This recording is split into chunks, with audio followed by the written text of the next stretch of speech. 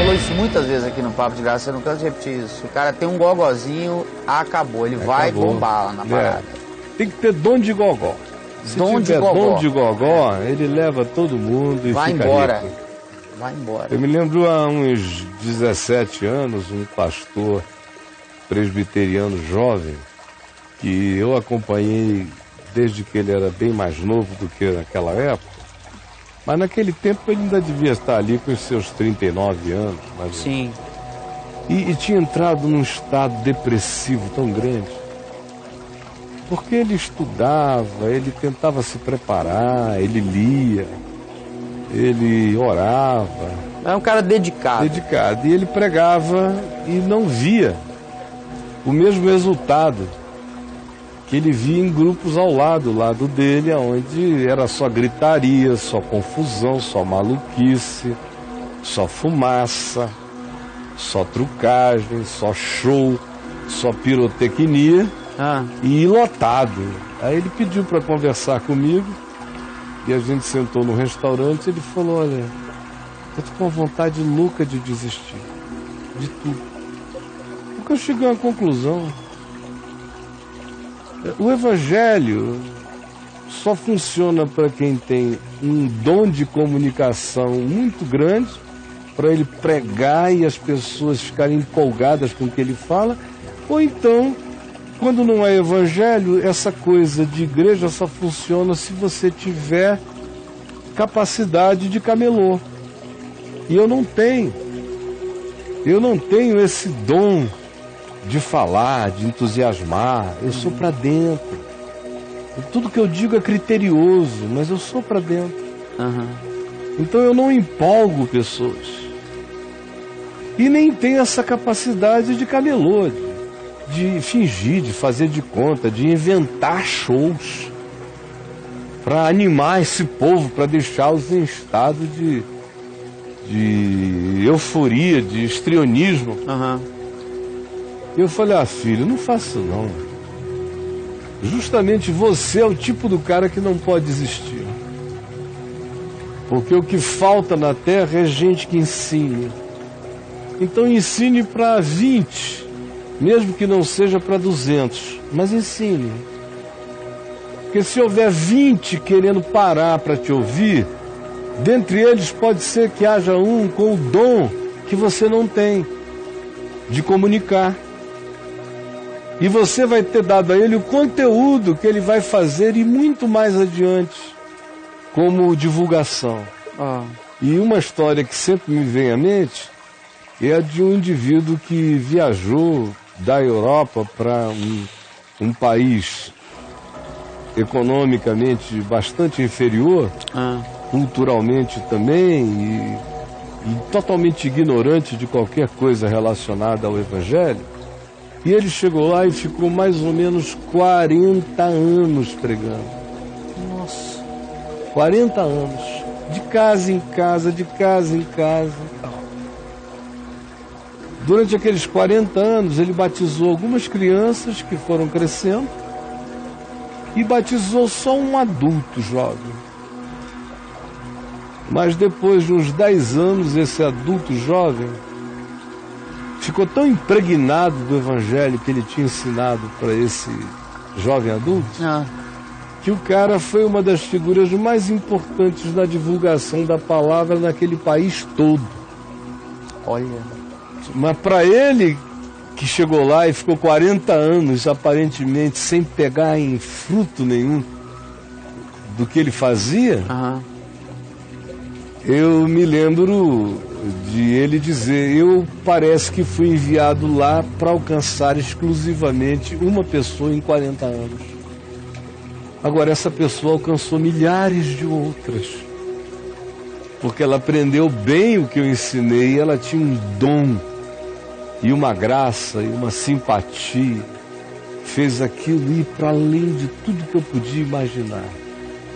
É uma coisa legal quando isso acontece, né? É lindo isso. Como, por exemplo, o homem de quem eu ouvi o evangelho que eu já conhecia. Eu conheço o evangelho desde menino. Eu sou como Timóteo, acerca de quem Paulo disse, né? Porque eu sei que tu aprendestes com a tua mãe, com a tua avó, essas sagradas letras desde o teu nascimento. Eu aprendi, eu não estava querendo nada, mas eu sabia. Claro. Eu ouvia. Eu era chacoalhado por aquilo, mesmo fugindo daquilo. Você vai pelo ambiente, né? É. Pois bem, esse homem que eu ouvi pregar no dia 18 de julho de 1973, no Templo da Assembleia de Deus de Manaus, na rua Duque de Caxias, no tempo que o pastor Alcibiades Pereira Vasconcelos era o pastor presidente daquele campo da Assembleia em todo o norte do país, e o Samuel Câmara, que tem sido o presidente do campo desde a morte do reverendo Alcibiades, era um rapaz de provavelmente 17 anos, 16 anos, eu creio que a diferença de idade entre nós é de 1 ano e meio, 2 anos, no máximo.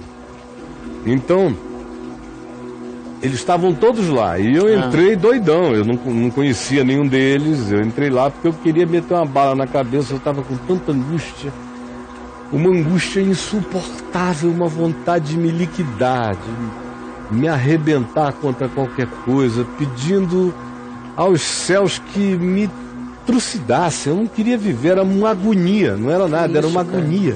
Que isso? Uma agonia, que se eu pudesse eu me largava e eu saía correndo. Quantos anos você tinha? 18. Muita agonia. Uma agonia insuportável. Eu sei que gente jovem sente agonias às vezes mais fortes do que a dos adultos. Eu tive alguns amigos que se suicidaram entre 14, 15, 18 e 20 anos de idade. Morreram de agonia. Meu Deus. De desespero. E não é porque estivesse nada acontecendo, é totalmente existencial. A falta de sentido. Então, eu entrei ali naquela angústia. A convite de um garoto, que eu parei, olhei, vi muita gente, um rapaz me conhecia, me pegou no braço, falou, entra aqui, vem ouvir uma mensagem que vai mudar a sua vida, por favor. Eu falei, não tem mensagem que mude a minha vida, não. Eu conheço esse negócio todo. E o garoto falou, não faz mal, entra aqui, eu te levo para um lugar que você vai ficar mais quieto. Aí me levou para a galeria, foi lá de cima daquela galeria, templo cheio, uma quarta noite, que eu ouvi um determinado jovem pregador pregando. E o que ele dizia não era exatamente nada que me interessasse. Eu achei tudo muito básico e tolo, a minha agonia era tão grande, que mesmo que não fosse básico e tolo, já não me interessava, porque a angústia era maior do que qualquer interesse. Mas eu parei um segundo para ouvi-lo quando ele fez uma pergunta. Vocês sabem por que no alto da cruz de Jesus havia uma epígrafe, escrita em hebraico, latim e grego? Este é Jesus o Nazareno, o rei dos judeus? Ele fez essa pergunta? É. Aí eu pensei, falei, eu não sei. Não sei. Aí me interessei, porque eu não sabia. Claro. Só que eu estava fazendo uma outra viagem enquanto isso, né? Aí ele respondeu, porque o hebraico era a língua do monoteísmo, o latim era a língua da política, o grego era a língua da filosofia, e o mundo inteiro precisa saber que Jesus, o Cristo, é o rei da vida, é o Senhor de tudo e de todos. Isso tem que ser dito a todos, porque o homem só encontra saída quando de fato crê nisso. Aí quando ele falou isso, eu viajei geral. Me senti fora da estratosfera. Fui embora pelo universo, vagando, como se eu fosse um ente sem órbita, sem força gravitacional a me atrair, como uma estrela cadente morrente na escuridão das trevas, naquela agonia de ser. E aí eu chorei e falei, Jesus, eu preciso dessa cruz, eu preciso desse centro. Eu preciso dessa referência, eu preciso desse poder gravitacional. Eu preciso dessa atração que me salve, porque eu estou perdido. E aí comecei a chorar. Foi assim que começou o meu processo. No dia seguinte, fui liberto de uma opressão demoníaca que tinha penetrado em mim. Meu pai expulsou em nome de Jesus. E eu comecei a ler o Novo Testamento. E a orar e jejuar logo, ato contínuo. Anos passaram, eu não sabia o nome do homem, não sabia nada sobre ele. Ele foi embora, só sabia que ele morava em Belém. Já uns 20 anos depois, já tinha me tornado a figura cristã mais conhecida no país inteiro, no meio evangélico e fora do meio evangélico, uma das figuras mais conhecidas no país todo, fora do país. E ele me via na TV há anos. Só que nesse período ele sofreu, se não me engano, um derrame e ele ficou paralítico, todo entrevado.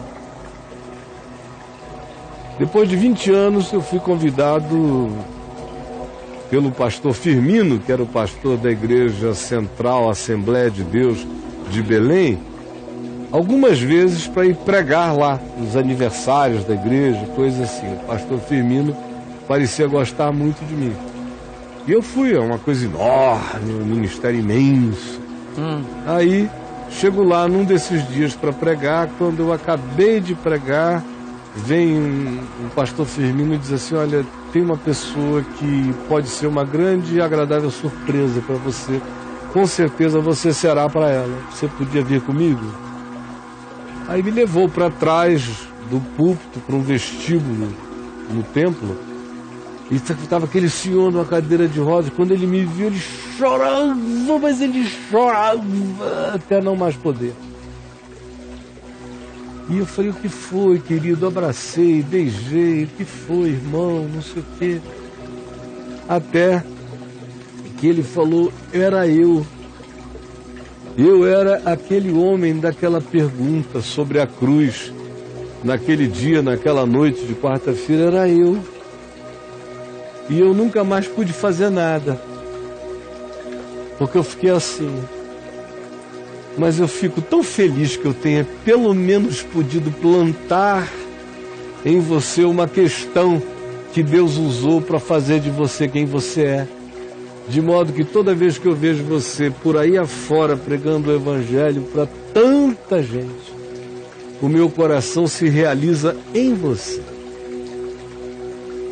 Então, essas são realidades que às vezes acontecem na vida da gente quando a nossa existência tem o seu principal sentido histórico, às vezes, numa influência que a gente trouxe na vida de alguém que muda tudo à nossa volta. E tem muita gente ali, como hoje eu estava vendo a Flavinha, dizendo que abriu mão de tudo para ser mãe. Você já imaginou o significado de formar duas pessoas bem formadas mesmo? Que virem gente. É maravilhoso demais. Vão influenciar outros. Como você hoje tão feliz me mostrou aqui o desenho que o seu filho fez, que o Caio fez. O Caio. Tanta arte, talento. Tão lindo ele. Não é? O Evangelho tem que fazer isso. Tem que gerar em mim o contentamento de me reproduzir nos outros, ou de ver a palavra se reproduzindo. Sim, Caio. E é para isso que a gente está aqui todo dia, dia após dia, manhã após manhã, tentando ver se essa palavra se reproduz em outros e se vai adiante e se alcança muita gente.